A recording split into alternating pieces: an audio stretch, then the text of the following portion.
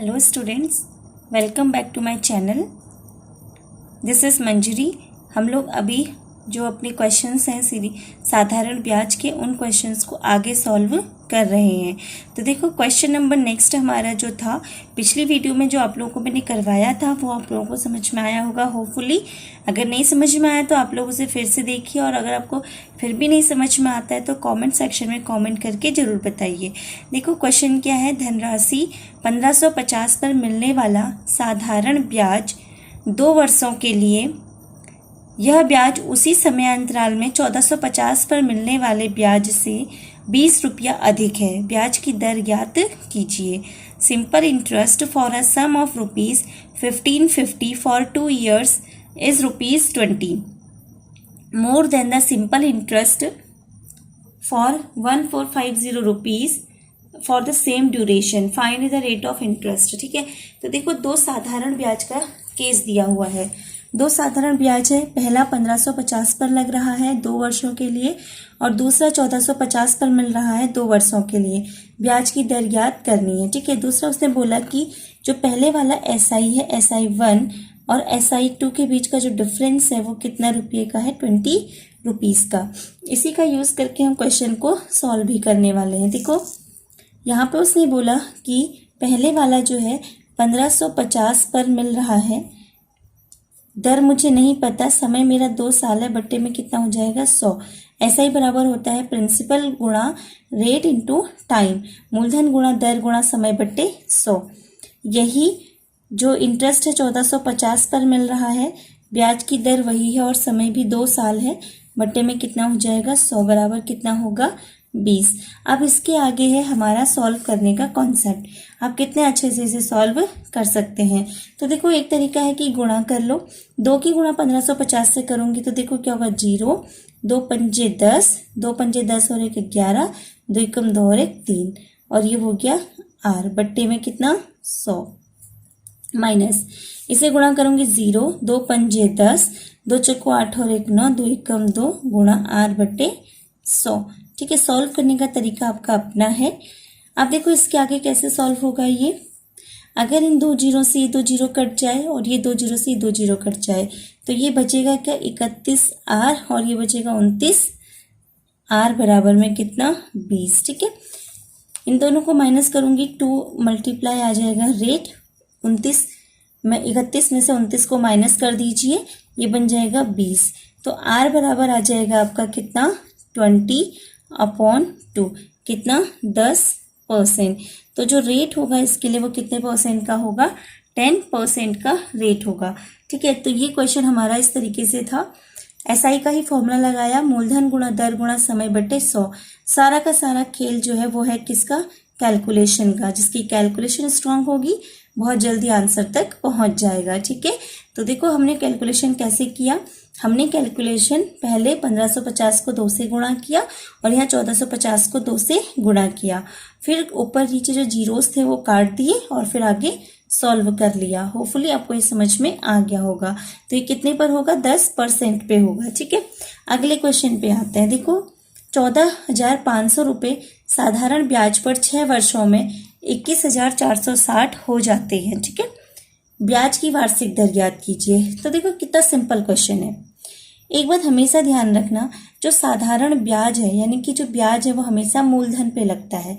किस पर लगता है, मूलधन पे। ठीक है, देखो 14,500 है तो मूलधन जो है तुम्हारा वो कितना है, 14,500। ठीक है, 6 वर्षों में कितना हो जाता है,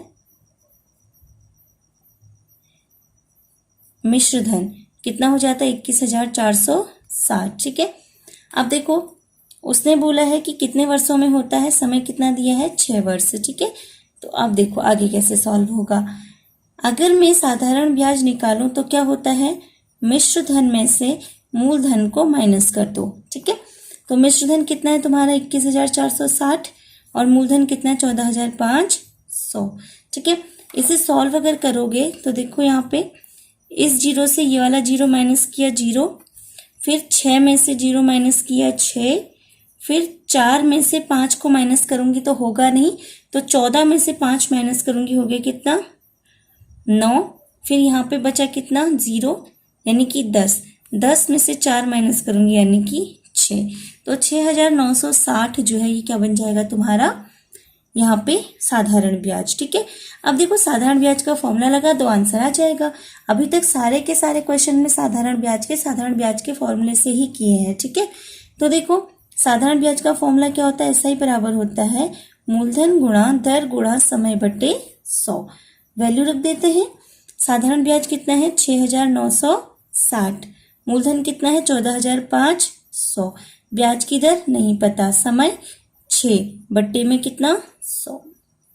ठीक है, जो कट सकता है काट दो, 2 जीरो से 2 जीरो कट गए। अब क्या बचेगा, देखो यहीं पे सॉल्व कर रही हूँ, इस तरफ है 6,960 और यहाँ क्या बचा देखो 145 गुणा R गुणा 6। अब देखो जो रेट है वो क्या होगा 6,960 बट्टे 145 गुणा 6। ये 145 गुणा 6 जो थे वो R के साथ गुणा हो रहे थे। जब जो चीज़ गुणा हो रही होती है तो बराबर की दूसरी तरफ वो भाग में चली जाती है। ठीक है, अब काट दो इसे, 6 से इसे काटोगे 6 एकम 6, फिर 6 एकम 6 बचा कितना 3, 6 6 का 36 जीरो। ठीक है, अब देखो 1160 बटे 145। ठीक है, अब इसे काटना है हमें। अब कैसे कटेगा, यहाँ पे देखो कितना परसेंट ही कट सकता है। हमारा जो था वो था 1160